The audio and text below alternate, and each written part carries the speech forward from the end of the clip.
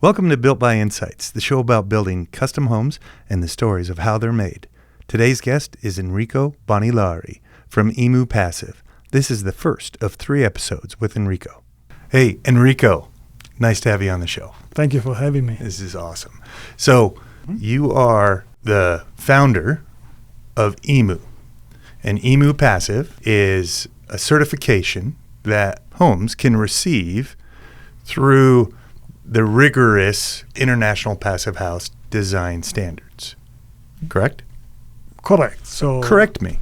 Let's have some fun. So the Emu Passive is a company that I co-founded with Mariana Pickering, my former business partner, back home in 2009 in Italy. That is where my accent comes from. Yes. And we have adopted the International Passive House Standard as our benchmark to guide builders and architects and projects that we work with. So we have been training professionals in the Passive House Standard for about 8 years, ever since we moved to Colorado in 2017, 2016. What was your story to get to the point that you actually cared about architecture and passive house and, building better? Well, that's a long story. I decided to get into architecture school when I was 16. Okay. So before I graduated high school, like a couple of years into high school, I decided to become an architect. I always loved my grandfather. He was a carpenter in Italy in the 50s. Oh, wow. And so I have this very loving connection to him and the construction industry. He built the house that I grew up in. With probably himself. Yeah. With himself, his own hands. Correct, yeah.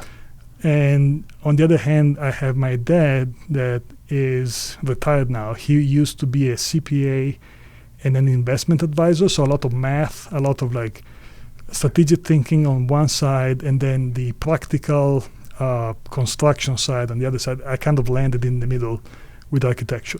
So you have the business acumen, or acumen to be able to. Thank you. I want to believe that. Yeah. Well, to say, hey, I see a need. I'm going to help this certification, and at the same time, you understand in the field what a 2x4 is.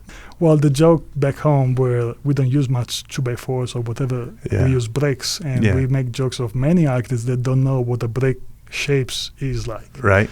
So I was always attracted to the technical side of construction and architecture, more so than design itself. In fact, a lot of my my studies in college and after were in the construction technology. I studied 1 year in Germany at the technical university in southern Germany, and then I also got a second master's degree in Australia in sustainable design to get even more into sustainability and research. Then back home, my business partner and I founded Emu Architecti at the time, so Emu Architects at the time. Yes. We started off as an architecture firm, and we found the International Passive House Institute's standard, the Passive House Standard, as the building science to guide our decision to see what made sense to build, how much to insulate, what kind of windows to use, depending on the climate, depending on the project, depending on budget, of course. And we have been using that for the past 15 years, so a long time, long time in this industry. So let's go back to Italy. You finish architecture school. You start working as an architect. Yes. In Italy? I had my first jobs as an architect in Italy before moving to I moved around a lot. So I'm from Italy, born and raised. I spent 1 year during my first master, spent that as an exchange student in Germany. Okay. Came back to Italy, graduated, got registered as an architect back home, worked for a couple of years there. Then I moved to Australia. So Italy. Yes. You worked there, your first project that you got to work on. Yeah. What was it? The first project we worked on was a Well, first project, it was an old farmhouse, brick farmhouse, that had been abandoned. It's very common back home. It was a brick farmhouse from the 1800s, so relatively new for the Italian building stock. Okay. Had to be gutted and redone into a senior daycare center. So senior living. Senior living, senior activities for like canteen, library, exercise rooms, that kind of stuff. And so, was there any passive design thoughts back in the day when you first did your first project? Not at the time. No. Are you proud of it? For what it was, it worked. There was a lot of considerations for the ADA requirements, and first job ever. You try to keep your head above water and exactly. and keep your poker face up. Yeah, that's awesome. I just like to know a little bit more. Totally. Like, hey, why did Enrico want to? What's his journey? Because your journey helped establish Emu and where you're going and the impact you're making in the places that you lived and in Boulder County. So I think if people understand your story, it's so much more impactful. That's what I like about it. Yeah. So you went to Italy. Yep. You went back to Italy, and then you went where after Italy? So I had the year in Germany as a student. Then I moved to Sydney, Australia. Okay. And that is a different chapter because I went from being a small architecture firm to a very large architecture firm with over 1,000 architects. Oh, wow. Very different jump. So you were a number. I was just a number. Yeah. Yeah. And you did that for how long? Year and a half. Okay. Yeah. And got some more calluses and bruises, and then then you went off to where? I learned what I did not want to do, which was designing malls and movie theaters, and it was a nice environment. They had their Australian Green Star, which is similar to LEED, so very cool building. But as far as that was not the career I wanted to have. I wanted to have a much bigger impact. So after that, moved back to Italy. We started Emu for real. And that is where we worked. That is when we met Passive House. Yeah. That's when we found the Passive House standard. It was around 2009, 2010. What was your first project in 2010 with Emu Architecti? We got hired to do 2 jobs. This was the time of the big bust. 2008 through on. Yeah. So we moved back because I was being promised a job that when I landed in Italy was no longer there. Okay. Lehman Brothers had gone kaput like 2 weeks prior. So the whole market was going down. Yeah. We got hired at about the same time to do 2 jobs. One was a new build of a building it is related to Passive House as a standard. Okay. It's just offered by a different institution. And then at the same time, we got offered a job to completely gut and remodel a stone masonry building from the 1700s. Oh, wow. Yeah. I love remodel. Yeah. I love saying, let's not take a farm and build a bunch of boxes. Let's take what we have and renew it, refresh it. Yes. It's hard. It's very hard. But it's very cool. Yeah. It can be very cool. Yeah. I got a lot of scars out of that project. Yeah. I stayed up at night for the project. It was a lot of fun. It was difficult. It would be difficult today because of some technicalities. Stone masonry to work with, like 3 stories of it, it's not simple. Yeah. But we did it. Very happy with that. The clients were happy with that. So going back, so that would have been 15 years ago? Ish, yeah. Okay. What do you think the building is like now? For some reason, I can see piles of socks in a corner. Like they had kids. Yeah. They had kids. So, but it was a cul-de-sac in a little village. So no through through traffic, so it was pretty nice spot to raise a family. Mhm. And I've now, like with one of them, I'm still a good friend with. He's a good supplier of wine. He has very good organic wine. What's his name? I'll give you his card Yeah, afterward. there you go. So, because it's interesting when you look back even 15 years ago Mm-hmm. and say, okay, the standards and principles that you may have first implemented, Mm-hmm. and then you look back and be like, is the house still performing? Was there definitely some lessons learned. Mm-hmm. That was the last building we did without an ERV Okay. for the air exchange. Yeah. We had some agreement with the owners that they would open windows and do the thing, and Yeah. that is never followed through. So the indoor air quality. Yeah, moisture mostly. It's Moisture. a humid climate Okay. back home, and they decided to turn the heating off in one room and hang laundry, because they don't have a dryer. Uh-huh. And so, kind of the perfect The storm moisture, of, yeah. and that's a lesson learned for everyone. But I mean, we did it, on the homes that we built 25 years ago. You're like, okay, I was part of the, I was an early adopter of the Boulder Green Building Guild Mhm. before it was a Colorado Green Building Mhm. Guild. And, we've tried to incorporate as much efficiency Mhm. that makes sense. And then you look back and you're like, I wonder how that's performing now.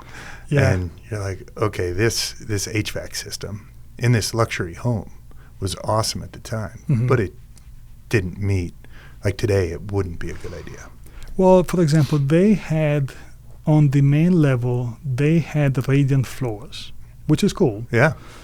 Radiant floors on a slab, and then on top of the slab they took old bricks and they glued them onto the concrete, and then they polished the bricks, which looks incredible. It's excellent, That's but cool. it gives a ton of mass to that radiant floor.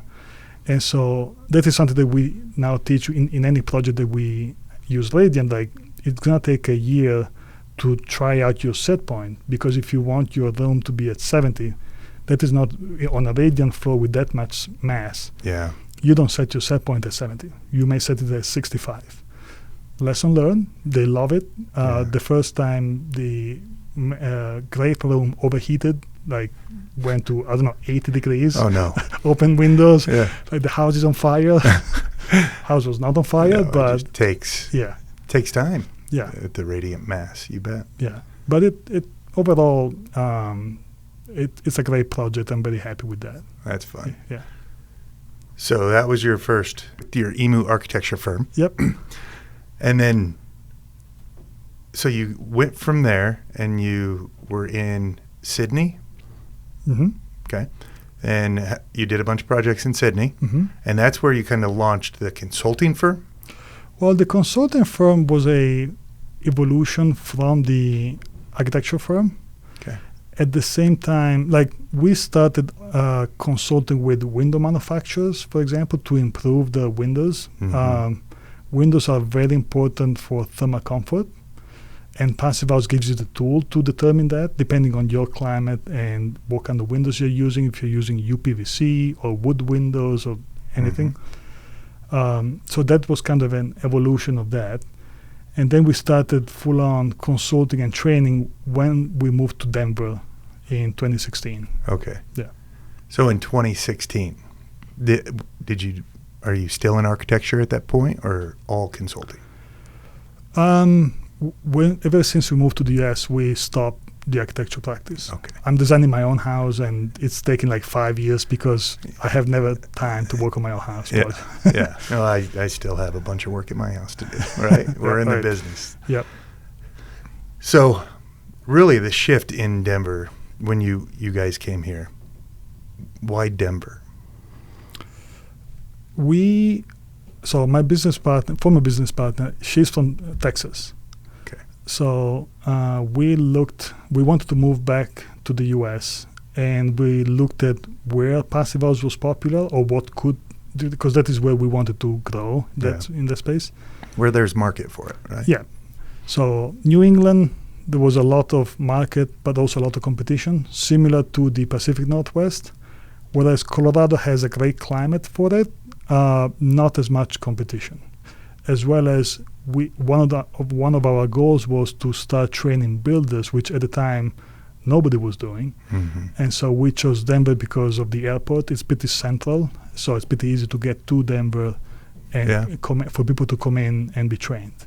That's awesome. Yeah.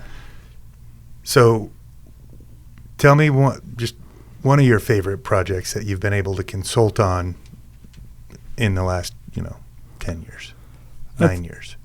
It's a lot of them. And they range between the liking, maybe based on the people I've worked with. Yeah. And I've worked with awesome builders and awesome architects.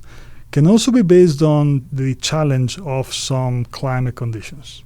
We are very lucky because we push for passive house, we are at the tip of the spear. We push very hard the market. We therefore get people that want to push themselves, and they're very ambitious and very smart. So I feel very lucky in the position we are because people that come to us more often than not are very smart and very driven to do better.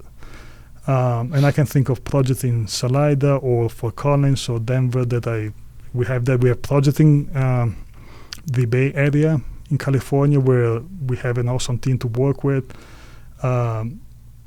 Projects that I've learned a lot, high elevation, 10,000 feet of elevation. Okay.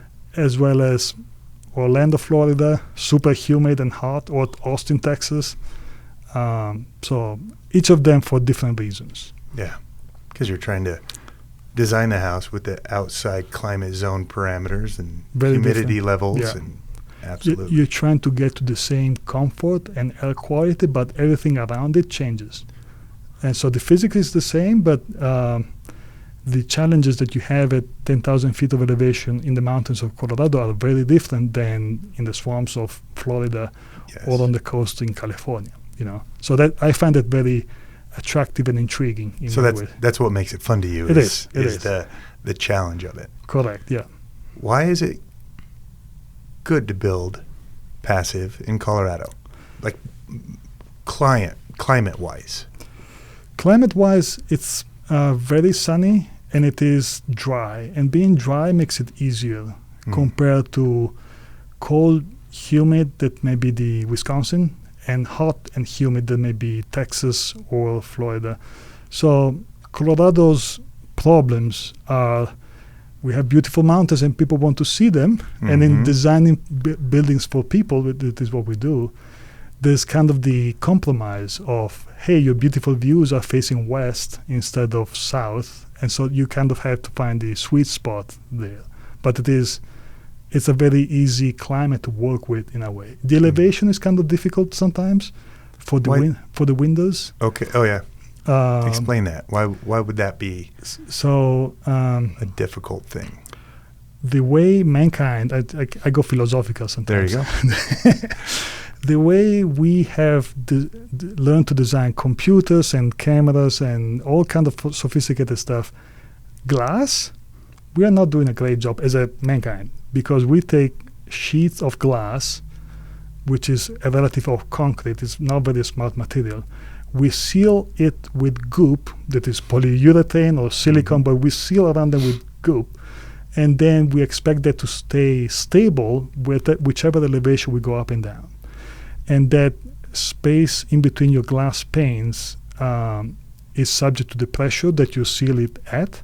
But if you take it up 10,000 feet in elevation, it will balloon up. Mm-hmm. And we are containing the space with glass, which is not very strong.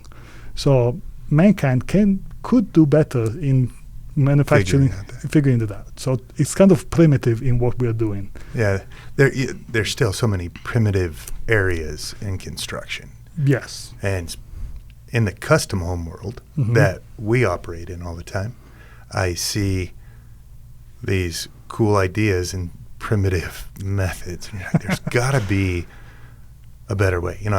You think about all the cool stuff, like, 3D printed house. Mm-hmm.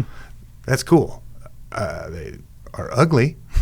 And, I mean, if you think about it structurally, but you're like, that's getting smarter, right? All right, let's get the insulation in the concrete. Let's do those things because everything is so antiquated. There is a value in simplicity, don't get me wrong. Yes. Because as all things human, the dumb outlives the smart. You take a bath of insulation from the 70s, as long as it is dry, it will kind of insulate the same way as it did 50 years ago. You take a phone from 50 years ago, don't even try. Yeah. You know? It's deteriorated. Yeah. So in a way, this is where Passive House kind of works with that, because we are using some more basic principles. If you lose less heat, you need less heat. If you overheat less, you need less cooling. You know, just very basic stuff. And we do that by insulating, so decoupling our interior environment from the outside. So we have control. And control is good because it's more stable. It's more resilient against sudden weather changes. We just had a couple of weeks of heat waves in Denver. So, you know, in a very well-insulated house, we are much less exposed to that, whether your cooling system works or not. Yeah. You know, so there is value in simplicity. Just the glass industry, come on, dude, do better. Do better. Yeah. No, that's great. That's interesting. Thank you for listening to Built by Insights. This is the first of 3 episodes featuring Enrico from Emu Passive. Find more about Enrico and passive houses at emupassive.com. Our next episode with him discusses what makes a passive house. More podcast info at builtbyinsights.com. And I'm Matt Krueger.